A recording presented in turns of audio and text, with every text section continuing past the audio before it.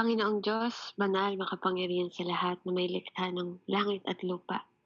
Patuloy po kami, Panginoon Lord, na malapit sa iyo, dumadalangin sa iyo, nagpapahugas sa iyo, Panginoon. Humihingi po ng kapatawaran, Ama, sa lahat po na aming mga pagkakasala, sa isip, sa salita at sa gawa, Panginoon.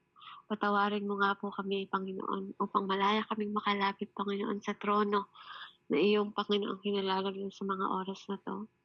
Kailangan din namin, Panginoon, na patuloy mo pagkalooban ng bawat isa, Panginoon, at even sa iyong lingkod, Ama, ng karunungan na nagmumula sa iyo sa mga oras na 'to, Panginoon, upang ako'y makapagpahayag ng malaya ayon sa karunungan na nagmumula sa iyo, Ama. Sinabi mo nga sa iyong salita na kung kailangan namin ng karunungan, kami po'y tumawag at humingi sa iyo. Kaya naman, Ama, patuloy po ako nagpapakumbaba sa harapan mo, Panginoon. Humihingi po, Panginoon, at ng paglilinis, Panginoon ko. Ano man ang aking nasalita, ano man ang aking nagawa, O God, hinihingi ko po ng kapatawaran sa iyo. Kapangyarihan mo ako'y patawarin, Panginoon, at kapangyarihan mo magkaloob ng karunungan na nagmumula sa iyo. Sa pangalan ni Jesus, itinataas po namin ang katagumpayan ng gawain ito at patuloy mong itanim sa pinakamatabang lupa, Panginoon, ang mga mensaheng ito na aming mapag-uusapan sa kapangyarihan, Panginoon, at tapat na Diyos na aming pinaglilingkuran sa ngalan ng Ama, Anak, at Espiritu Santo. Amen. Ayan, pasensya na po kayo at ang aking pagsasalita medyo parang hangin po, ano. Glory to God. Salamat po. At ayan, tayo po'y dumako sa Proverbs 9. Basahin ko po ang ating Proverbs 9. Hallelujah. Ang karunungan at ang kahangalan. Amen. Sabi po dito, verse 1, gumawa na ng tahanan itong karunungan na itinayo niya sa 7 patibayan. Nagpatay siya ng hayop, nagtimpla ng inumin, ang mesa ay inihanda, punong-puno ng pagkain. Katulong ay isinugo sa gitna nitong bayan upang lahat ay abutin ng ganitong panawagan. Ang kulang sa kaalaman dito ngayon ay lumapit. Sa mga mangmang ay ganito ang sinambit. Halikayo't inyong kainin ang pagkain ko at tunggain ang inuming inilaan ko sa inyo. Lisanin ang kamangmangan upang kayo ay mabuhay, at ang landas ng unawa ay tahakin at daanan. Ang pumupuna sa mapangutya ay nag-aani ng pagdusta. Ang nagtutuwid sa masamay, nagkakamit ng alipusta. Punahin mo ang mapangutya at magagalit pa sa iyo. Ngunit payuhan mo ang matalino at iibigin ka nito. Matalino'y turuan mo't lalo siyang tatalino. Ang matuwid ay pangaralan, lalago ang dunong nito. Ang paggalang at pagsunod kay Yahweh ay pasimula ng karunungan. Ang pagkilala sa banal na Diyos ay may dulot na kaalaman. Sa pamamagitan ko, hahaba ang iyong mga araw. Dahil sa akin, lalawig ang iyong buhay. Kung mayroon kang karunungan, mayroon kang pakinabang. Ngunit ikay magdurusa habang ikay tinanggihan. Ang nakakatulad nito'y taong mangmang, babaeng magaslaw at walang kahihiyan. Lagi siyang naroon sa pinto ng kanyang bahay o sa lantad na bahagi ng lansangan nitong bayan. Bawat taong nagdaraan sa kanya'y masulyapan ay pilit na tatawagin at kanyang aanyayahan. Lapit dito, kayong lahat na kulang sa kaalaman. Kanya namang sinasabi sa mga mangmang, tubig na ninakaw ay ubod ng tamis. Tinapay na nakaw masarap na labis. Hindi alam ng biktimang wakas nito'y kamatayan. At lahat ng pumapasok doon ay naroon na sa libingan. Hallelujah, Lord. Maraming salamat po. So nakita po natin na para tong boxing. Ito pong mensahe na to ay parang boxing na po. Ang naglalaban po si Lady Wisdom versus Lady Foolish. Amen? So, ang first point ko po na nakita dito, na makikita nyo po dito tuturuan tayo na ng title na to na unawain daw po natin yung wisdom. Understand wisdom. Di po? And forsake foolishness. Na po? So, sinasabi dito, unawain mo daw yung karunungan ng Diyos. Na po? At iwan mo ang kahangalan. Kaya nga ang pamagat nito, karunungan po at ang kahangalan. So dalawang babae po ito na sa parang hindi naman dinidescribe nila yung dapat ng mapangasawa, hindi. Inaano lang po nila dito yung mga katangian na dapat po nating taglayin na po sa pagpili. Amen? Ng karunungan at ng kahangalan. Na po. Kasi sa English, parang dito, tinuturo nila kung paano pumili. Na po, parang pinapayuhan nila yung mga lalaki. Parang ganun. Parang ganun po yung dating sa English. Amen? So sabi dito, sa verse 1 po, makikita natin, hanggang verse 6, be attentive and stay attentive. Na po, to the Lady of Wisdom. Pakinggan po natin yung sinasabi ni Lady Wisdom sa from verse 1 to 6. Na po, sabi nga niya dito po makikita natin sa kanilang dalawa, si Lady Wisdom nagbibigay ng buhay at si Lady Foolish nagbibigay ng kamatayan. Amen? So kung bakit mahalaga ang wisdom, amen? Kasi po ito ang magbibigay sa atin ng karunungan kung paano tayo lalakad sa salita po ng Panginoon. So sabi niya dito sa verse 1, gumawa na ng tahanan itong karunungan, si wisdom po. At itinatayo niya itong 7 patibayan. Anong ibig sabihin po ng prophetic ng 7? Prophetic ng 7 is accomplishment. Na po? Number 7 is perfection. Amen? So sabi dito, nagpatay siya ng hayop. Nagtimpla ng inumin sa mesa at inihanda ang punong-puno ng pagkain. Katulong ay isinugo sa gitna nitong bayan upang lahat ay abutin ng ganitong panawagan. Amen? So, makikita po natin dito na maging attentive daw po tayo. No, pag sinabing attentive, andun yung attention mo sa karunungan. Amen? Kasi sa mundong ito, mga kapatid, kapag di ka lumakad sa karunungan, talo ka. Maraming mawawala sa'yo. Hindi lang oras, hindi lang panahon. Even mga bagay at mga nasasakupan mo, pwedeng mawala sa'yo sa isang iglap kung wala kang karunungan. Kaya nga sabi niya dito, ang kulang ng kaalaman dito ngayon ay lumapit. No? Kasi siya yung Lady of Wisdom. Sa mga mangmang ay ganito ang sinasambit. Hali kayo't inyong kainin ang pagkain ko at tunggain ang inuming inilalaan ko sa inyo. Lisanin ang kamangmangan upang kayo ay mabuhay. Amen? At ang landas ng unawa ay tahakin at daanan. Amen?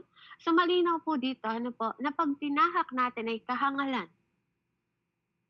Kalokohan, kasamaan. Amen? O tawag ng laman. Sabi nga, ang dadatnan natin ay kamatayan. Pero kung tayo ay tatahak sa kaunawaan, amen? Sa understanding, pinag-uusapan po natin. Tayo po ay magkakaroon ng buhay. Amen? Kung tayo ay tatahak sa understanding ng karunungan ng Diyos, kasi ang wisdom po hindi nagmumula sa tao. Kaya ito tinawag na wisdom. Iba po ang wisdom, iba ang talino. Amen? Ang wisdom po, makukuha mo lang 'to sa Diyos, ipinagkakaloob lang po ng Panginoon sa bawat isa sa atin. Ang talino po galing yan sa knowledge ng mundo at ang kaunawaan naman na po ay hiwalay din, na po. Hindi ka puwedeng maging matalino nang wala kang kaunawaan.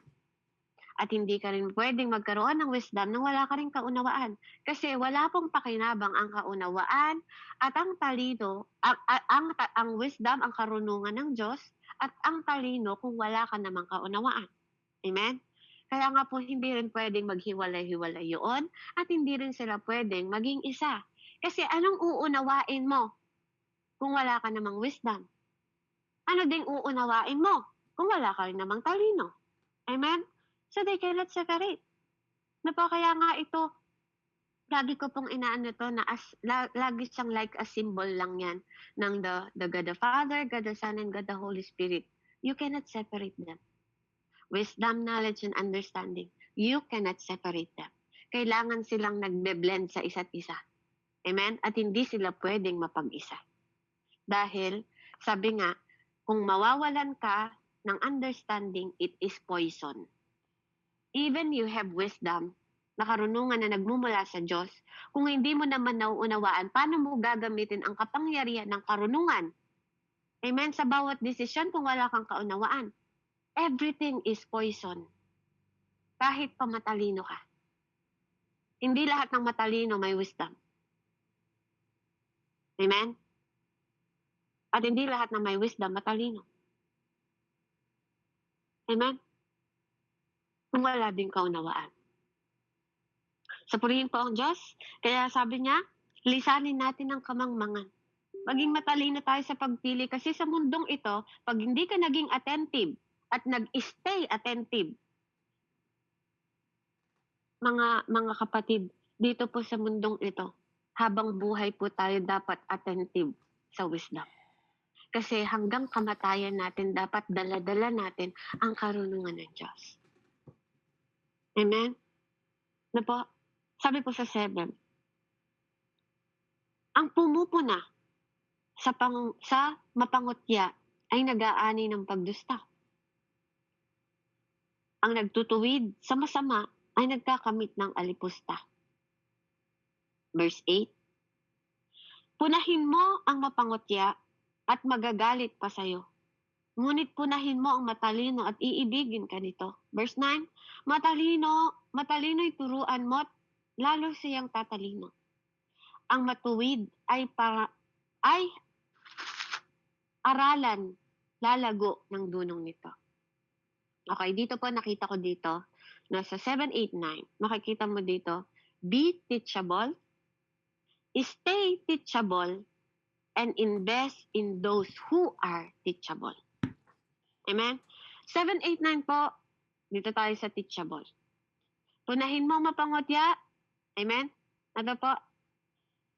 Aani ka ng pagdusta. Ang nagtutuwid sa masamay, nagkakamit ng alipusta. Amen. So dito, ano po, kapag pinupuna tayo, na, ibig sabihin, may tinuturo sa atin. Amen?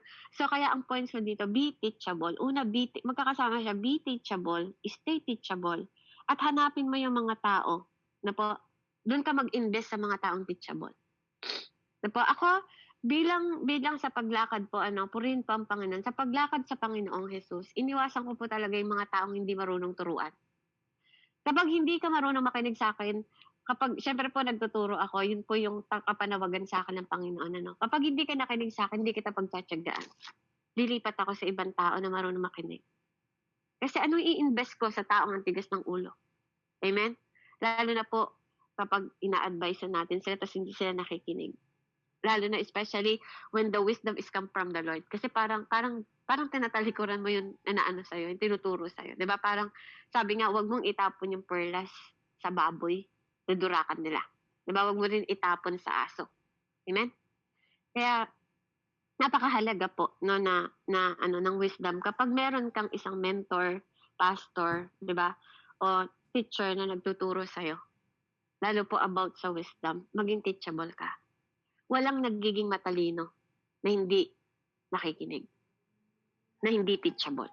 Kaya nga lagi nating 'di ba, maging humble tayo, maging obedient tayo, at maging teachable tayo. Amen? Natutunan ko rin po yan sa isang tao na nagturo sa akin. HOT. H, nag-i-stand siya ng humble. O, nag-i-stand siya ng obedient. T, nag-i-stand siya ng teachable. Amen? Sa pagiging teachable, sa pagiging be teachable, kailangan mong magkaroon ng attitude ng humility. Amen? Kahit pa mababa yan o mataas yan. Na po, hindi ibig sabihin, hindi tayo magiging humble sa mga tao. Kahit pa yan, di ba, tinuturuan mo lang, may wisdom yan. Di ba, na hindi katulad ng wisdom mo. I learn, na po, based on my experience, no, na mababa at mataas, makikinig ka. Bakit po? They have information sometimes you don't have. Be teachable. No? Even lalo sa mga elder. Even they don't have title. Hindi po yan nakukuha sa title. Because maraming mga tao na may title pero totoong wala namang wisdom and understanding. Puro knowledge. Knowledgeable pero wala namang pangunawa. Amen? Napakahalaga po na maging attentive din tayo sa ganun. No? And stay teachable. Hindi ka lang sa una makikinig. Amen? Ang pagiging obedient. Na po, sa humility, laging mong taglayan hanggang dulo. Obedient, laging mong taglay hanggang dulo. And be teachable. Stay teachable. Kasi kapag naging mataas ka na, kapag naging mayabang ka na, hindi na magpo-provide sa'yo ng wisdom ang Lord sa'yo. Kasi nandun ka pa lang sa pagtuturo, hindi ka na marunong sumunod eh. Paano ka pang pagkakatiwalaan sa malaking bagay? Amen? Kung sa maliit na bagay, hindi ka nga maging teachable. Kaya tingnan mo, ang buhay ng isang taong hindi marunong makinig, paulit-ulit yung nangyayari sa kanya. Puro failure. Ay, yung kwento niya paulit-ulit. Yung mga nararanasan niya paulit-ulit, dun siya bumabagsak sa putik na yan. Paano hindi marunong makinig?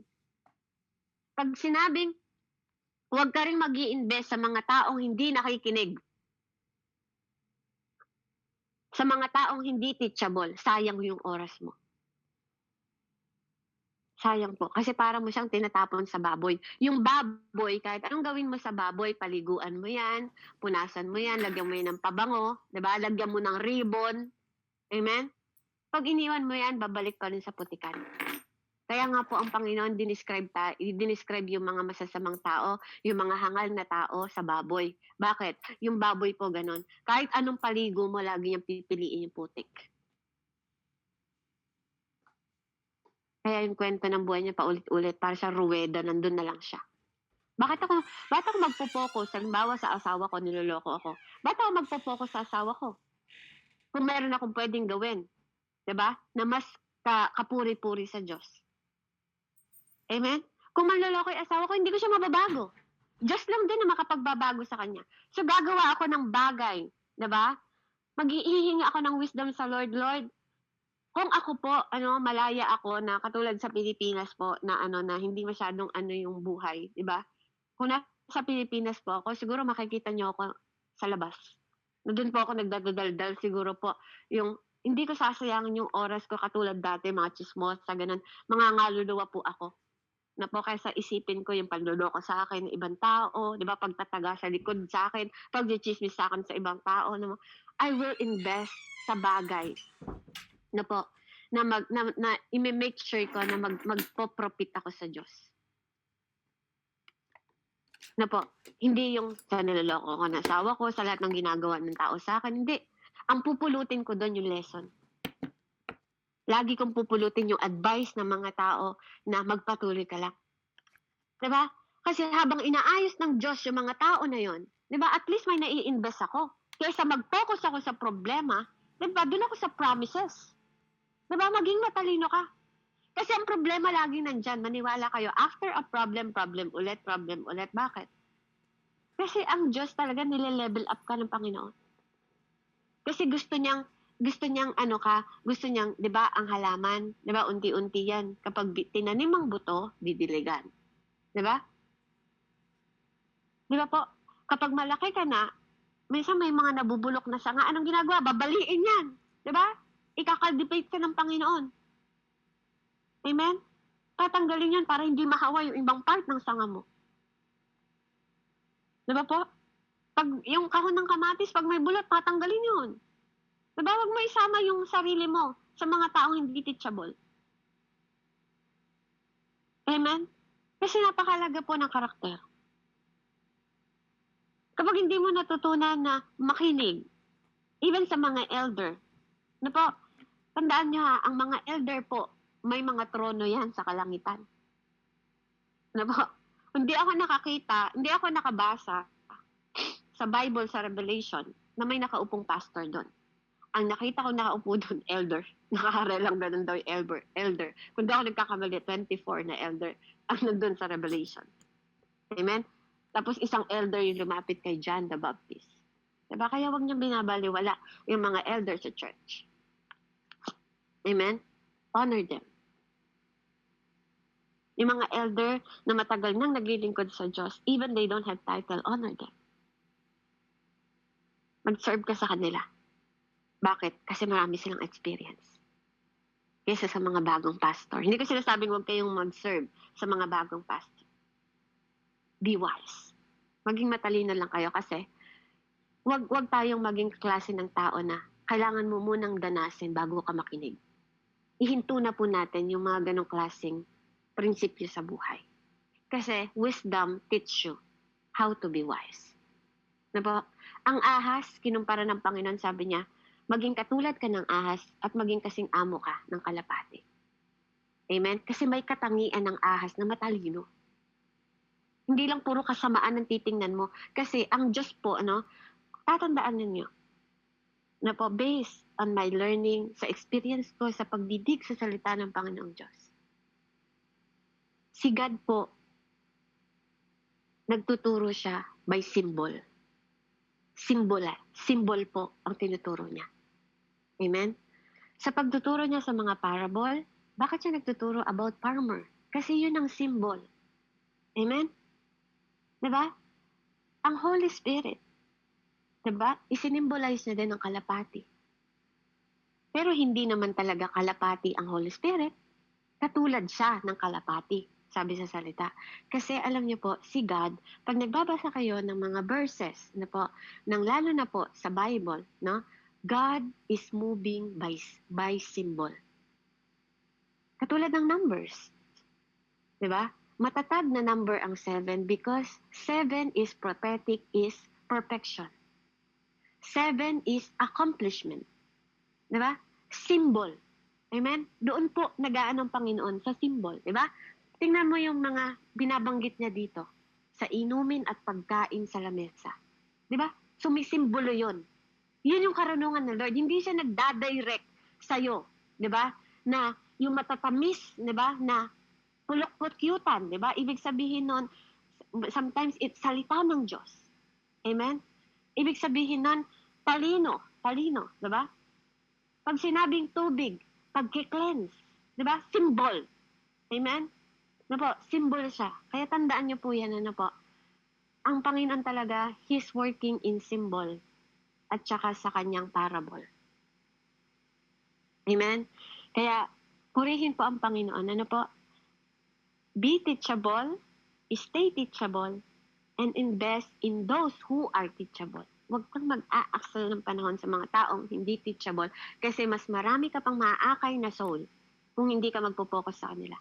Kaya yung mga tao, once na hindi po talaga nakinig sa akin, hindi ko sila pinag-aaksay ng panahon. Iniiwan ko sila until the day na lalapit sila. Inaantay ko lang. Kasi ayoko pong mag-aksaya. And I believe, kaya si Jesus noon, nung nabubuhay si Jesus, napakatipid lang pong magsalita ni Jesus.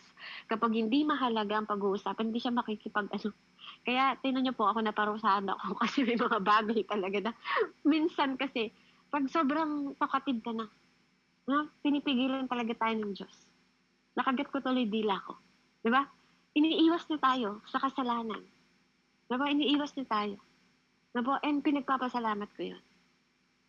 Kasi, everything has consequence. Kasi lahat naniniwala ako, lahat ng mga tao sa mundong ito, nilikha ng Panginoon. Mahina o malakas, 'di ba? Matalino o hindi, 'di ba? Lahat 'yun may pakinabang sa atin. Masama o mabuti, lahat 'yun may impact sa atin. Pag alam mong laruin, 'di ba? Alam mo, ibig sabihin, alam mo mag-attentive ka sa mga taong masama, hindi ka madadamay sa kasamaan, 'di ba? Pag sensitibo ka, 'di ba? Kaya nga mahalaga 'yung attentive ka at nananatili kang attentive. Ibig sabihin sensitibo ka. Amen? Kaya ang pagiging teachable din hindi lang ngayon, no? Dapat stay teachable. Amen? At magaganap lang 'yon kung lagi kang merong humility, obedient, at teachable heart. Amen? Purihin pa ang Panginoon. So tayo dumako sa verse 10. Hallelujah. Glory to God. Salamat, Panginoon. Ayan. Verse 10, sabi niya dito, ang paggalang at pagsunod kay Yahweh ay pasimula ng karunungan. Ang pagkilala sa banal na Diyos ay may dulot na kaalaman. Sa pamamagitan ko hahaba ang iyong mga araw, dahil sa akin lalawig ang iyong buhay. 12. Kung mayroon kang karunungan, mayroon kang pakinabang. Ngunit ika'y magdurusa kapag siya'y tinanggihan. O, di ba? So, ang pagpili po, pag ang hindi mo pagpili sa karunungan, kapahamakan. Amen? Kamatayan. Amen? So, sabi dito, be vertical. Na po? And live vertical life. Amen? Kailangan ka nakapokus.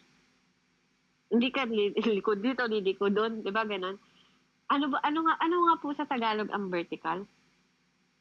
Tingnan natin, no?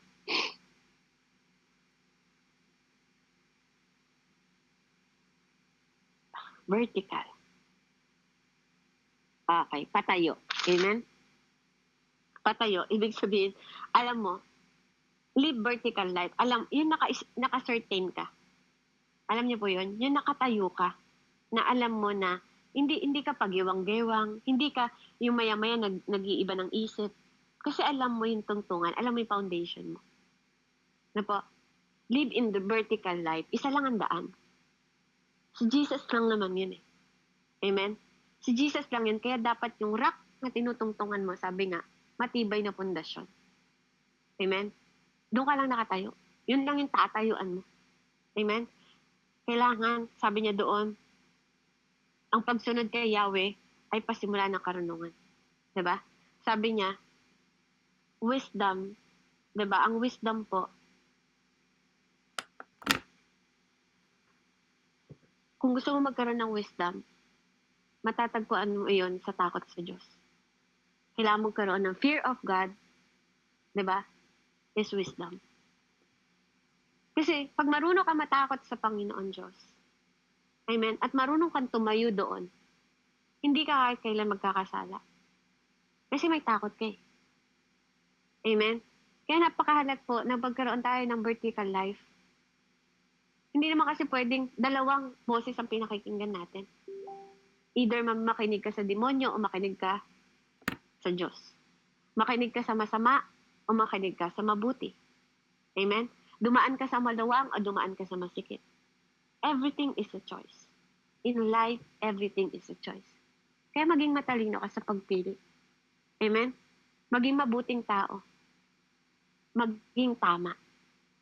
Amen? Kasi you cannot borrow attitude. Hindi mo rin pwedeng hiramin ang attitude ni Nanay Andrea. Amen? Diba? Pero napag-aaralan po yun. Diba? Ipinagkakaloob yun ng Panginoon. Kung tayo ay nasa isang way lang, nasa isang tinatayuan lang tayo. Amen? Hindi po madamat ang Panginoon sa wisdom. Kung pinapakita natin sa Kanya na ang hangad natin, diba, ay igalang siya at sumunod sa Kanya. Diba? Magkaroon tayo ng takot sa Kanya. Kaya napakahalaga na ino-honor natin ng Diyos. Kasi once na may takot tayo, kasunod nun, ino-honor mo siya eh. Ino-honor mo siya kaya ka may takot. Kaya ka nag-o-obey sa Kanya kasi may takot ka. Kasi yun lang ang buong katungkulan ng tao. Yun lang dapat tayuan natin. Takot sa Diyos at maging masunurin sa Kanya. Kasi pag nagawa natin yung dalawang bagay na yon, di ba, you're honoring Him. Hindi mo lang siya ino-honor, pinipraise mo din siya. Di ba? Kasi kalakit ng obedience and fear of God, di ba? Yung pagsamba. Amen? Kasi meron kang takot sa Kanya.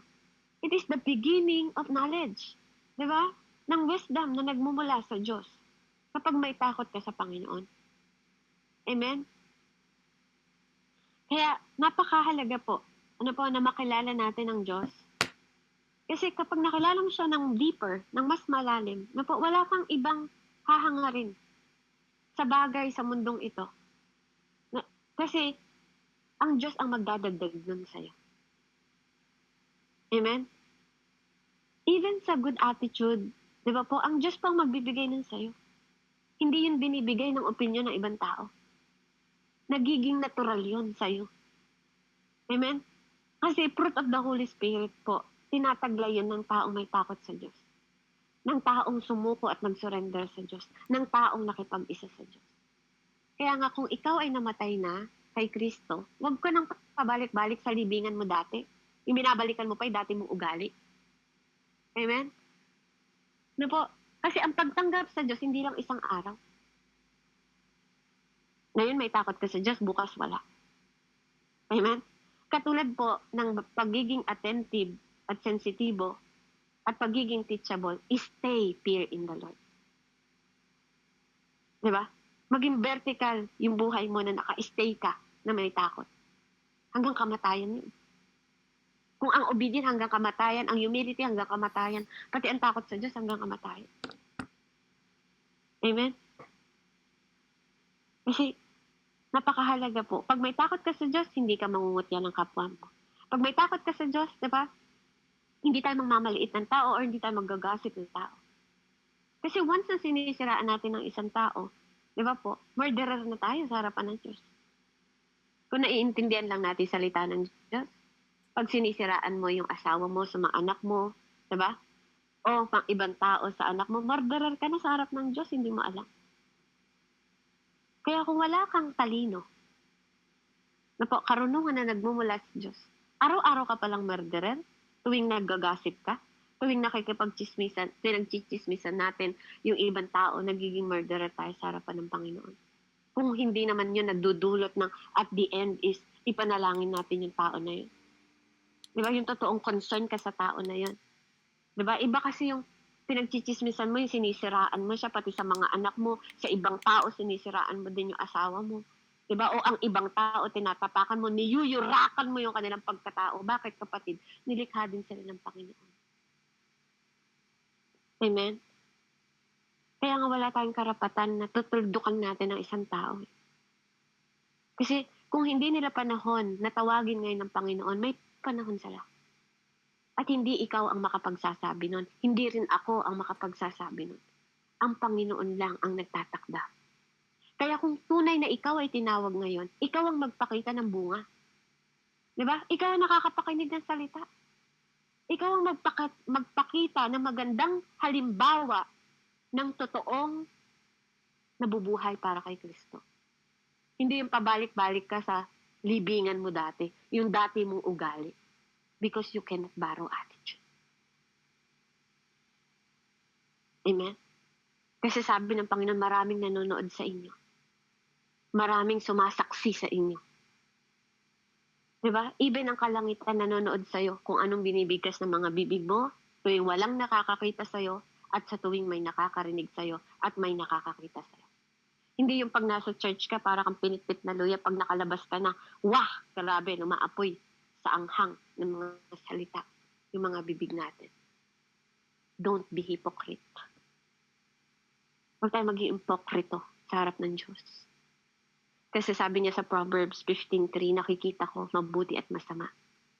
At lahat ng bagay na walang kabuluhan na sinambit ng iyong mga bibig ay pananagutan natin sa harap ng Diyos. Amen? 13 and 18 po. Hallelujah. Ito naman na po yung si Lady Foolish na to nagsasalita. Ang nakakatulad nitong taong mangmang, babaeng magaslaw at walang kahihiyan. Lagi siyang naroon sa pinto ng kanyang bahay o sa lantad na bahagi ng lansangan nitong bayan. Bawat tao ay nagdaraan sa kanyang masulyapan ay pilit na tatawagin at kanyang aanyayahan. Lapit dito kayong lahat na kulang sa kaalaman. Di ba ganito din po tumawag kanina si Lady Wisdom? Pero ito magkaiba naman sila. Sabi niya, kanya namang sinasabi sa mangmang. Di ba po? Si Lady Wisdom kanina nagbibigay. Amen? Naghahain siya ng bread, naghahain siya ng tubig, di ba? Naghahain si Wisdom. Amen? Ito, ano yung hinahain niya? Tingnan niyo po. Tubig na ninakaw ay ubod ng tamis. Tinapay na nakaw, masarap na labis. Amen? Kanina, ang hinahain ni Wisdom, tinapay at tubig. Naniniwala po ako, that tinapay is si God at yung tubig din po ay si God. Amen? Tinapay ng buhay at tubig ng buhay na magbibigay sa atin po, magbubusog sa atin sa karunungan, kaya na magbibigay ng buhay sa iyo. Amen? Yun yung hinain ni Wisdom kanina. Ito po, naghahain ng nakaw. Amen? Alam niyo po kung hindi masarap ang binibigay ng mga demonyo, di ba? Ang mga tao sa mundong ito, na po, hindi na nila babalikan yun eh.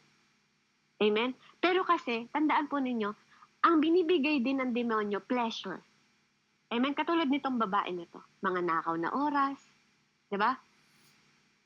Yun yung inaalok nila sa mga kalalakihan. Nakaw na oras, matamis. Diba? Ito yung mga ibig sabihin. Sabi ko nga po sa inyo, pag nagtuturo si Lord, symbol ang ginagamit niya. Ginamit niya ang tinapay na nakaw. Diba? Naubod ng tamis daw po. Amen? At tubig. Ay, tubig na ubod ng tamis at tinapay na nakaw. Amen? Ano po? Kaya, hindi alam ng biktimang wakas niyo'y kamatayan. At lahat ng pumasok doon ay naroon sa libingan. Amen? Once na ikaw ay humakbang, amen? Sa foolishness po, nitong lady foolish na to. Amen? So, sabi dito, ang nakuha ko naman dito from 13 to 18 po, be on guard and stay on guard against the folly or foolishness. Amen? Be on guard, mga kapatid, and stay on guard. Kailangan natin mag-stay hanggang kamatayan po, sabi ko sa inyo. Mag-guard tayo sa sarili natin kung saan natin tinutungtong, pinapasok ang ating mga paa. Di ba? Lahat ng mga bagay na ginagawa natin, o yung mga bagay po, no? Maging guard tayo. Gwardyahan natin una ang sarili natin. Hindi yung gwardya tayo ng gwardya sa ibang tao, sa asawa mo, sa mga kapatid mo, sa kapwa mo ka-church, di ba? Di ba? O sa anak mo. Hindi po masama. Pero gwardyahan muna natin sarili natin. Baka naman turo tayo ng turo, ikaw pala. Di ba? Baka naman sila mapunta sa langit, ikaw sa impyerno, bandang huli. Pero ikaw ang naglilingkod sa Diyos. Marami pong ganon. Nagsimula sa espiritu, natapos sa laman. Na po, hindi tayo nilikha para magwardya ng ibang tao. Tinawag tayo para magligtas ng ibang tao. Amen? Kaya waging tayong hangal. Wag tayong maging hangal katulad nito, no? Nanakaw lang lahat ng sandali. Diba? Yung mga lalaki na nakikikabit, ninanakaw lang nila yung mga sandali na yun. Pero saan ang dulo nun? Kamatayan. Diba? Kasi nakaw yung tubig nila. Nakaw yung tinapay nila. Yung binibigay ni Wisdom, hinahain niya.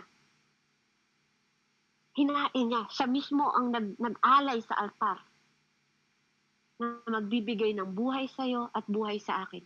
Kaya pag pinili natin ang kahangalan, kamatayan naman po ang dulot nito. Hindi lang sa mga pangangabit. Even sa mga pagsasalita natin. Even sa paggugosip sa ibang tao o pagdadaldal sa ibang tao. Even sa paggawa, pagsisinungaling. Paggawa po ng hindi maganda. Diba? Walang habas na pagsasaya. Diba? May mga bagay, may mga kasalanan po na nakamamatay. Sabi nga, kung tayo ay gumagawa ng mga ganong bagay, wala daw tayong karapatan sa kaharian ng Diyos. Nasa Galatians 5 po yun. Amen? Kung wala tayong pag-ibig, At yun yung dulot ng kahangalan. Lahat ng mga kahangalan, kalokohan, kasamaan dito sa mundong ito, ang dulo ng kamatayan. At lahat ng kalokohan, kasamaan, di ba po, kadiliman sa mundong ito, lahat yun gawa ng laman. Amen? Kaya wag po tayo magpatangay. Amen? May Diyos po tayo, may Holy Spirit na nakikipag-isa sa atin. Wag nating takpan yung tenga natin, even naririnig natin sa Kanya na wag mong gawin yan, anak. Wag tayo magpatalo. Labanan po natin, 'di ba, yung mga kahangalan. Labanan natin yung tawag ng laman. Kasi kung susunod tayo sa wisdom, tayo din po ang magpo-profit. Tayo rin po ang makikinabang. Maggi-gain tayo bandang huli. Tayo rin ang mananagumpay. Pero kung magpapatalo tayo sa kahangalan, sa distraction ng kaaway, alam niyo po, yung mga asawa natin na manloloko, distraction yan. Para mawala ka sa atensyon sa paglilingkod sa Diyos. Yung mga sakit, distraction yan. Para sinasabi niya sa'yo, o tingnan mo, may sakit ka ngayon, huwag ka na maglingkod. O, diba? Pero kung marunong ka at matalino ka, alam mo na healer yon. Diba? Maglilingkod ako. Diba? Kasi pag naglilingkod ka, kakalimutan mo may sakit ka. Kasi walang ibibigay sa'yo ang wisdom kundi joy, kapayapaan sa puso mo. Anyway, bawian man ako ng buhay, at least kasama ko si Kristo. Kesa naman, makulong ako sa kasamaan, sa kadiliman, sa kahangalan ng mundong ito, tapos sa impyerno pa ang dako ko. Kaya nga sabi ng Panginoon sa salita niya, diba? Binibigyan ko kayo ng panahong mamili. Diba? Kamatayan o buhay, piliin nyo ang buhay. Diba? May choice ba doon? Wala. Sabi niya pa rin, piliin mo ang buhay. Gusto niya kasi na buhay kasi siya ay Diyos ng buhay. Amen? Kaya purihin po ang Panginoon sa mensaheng ito na po. Patuloy po tayong maging wise. Na po, balikan ko po yung mga points na binigay ko sa atin, na po sa ating diba po, be attentive and stay attentive. Na po, sa wisdom. To Lady Wisdom calls. Kasi katawagan to ni Lady Wisdom. Amen? So, next po, be teachable, stay teachable, and invest in those who are teachable. Amen? Kaya kapag ganun ang buhay mo, you are receiving correction. Diba? Marunong ka magpa-correct. Kapag ganun klaseng attitude ang meron ka, you are receiving correction. Amen? Ikaw yung klase ng tao na kahit tinutuwid ka, diba? Nagpapakumbaba ka. Even alam mo na tama ka. Diba? Patuloy ka pa rin magpapakumbaba. Amen? Kasi mahirap, diba sabi nga sa Proverbs, mahirap makipagtalo sa taong ayaw tumanggap. Amen? Kaya receiving correction, na po part po yun ng pagiging teachable. Amen? Part din po yung humility, obedience, and teachable heart. Amen? And yun ay sa verse 7 and 9. And next po, hallelujah, sa verse 10 to 12, be vertical and live vertical life. Na po, yung nakatayo ka lang sa prinsipyo ng wisdom, knowledge, understanding, sa prinsipyo ng Panginoon, hindi sa opinion ng ibang tao. Isang daan lang. Amen? Na po, wag pabago-bago ng isip. Kaya nga ayaw ni Lord ng pabago-bagong isip. Sabi ni Lord, oo kung oo, hindi kung hindi. Lahat ng sagot mo sa gitna na yon, ewan, maybe, lahat yon galing sa demonyo. Tandaan niyo po yan. Kapag ganun ang sagot mo, lahat yon galing sa demonyo. Kapag hindi oo ang sagot mo at hindi, lahat ng in-between galing sa demonyo. Amen? Verse 13 and 18, be on guard and stay on guard against the foolish.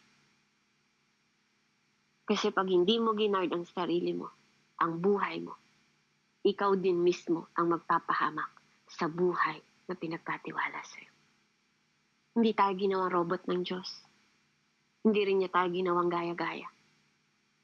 Kaya nawa po, mabuhay tayo ng matalino. Kami, Panginoon, magdesisyon sa buhay at mamili sa matuwid na daan kung paano tatayo sa batong sandigan na walang iba kundi ang iyong bugtong na anak na si Kristo. Purihin at dakilain tama. Patuloy niyo po kaming imangatan at ilayo sa kapahamakan at temptation sa mundong ito. Magkaroon kami lagi ng teachable heart, Panginoon, mind and soul, na nakikinig at nagiging sensitibo at attentive sa iyong Holy Spirit. At magguwardiya po kami sa sarili namin at hindi sa ibang tao, Ama. Purihin ka, O Diyos, sa pangalan ni Jesus. Amen and amen. Glory to God po and God bless po sa bawat isa.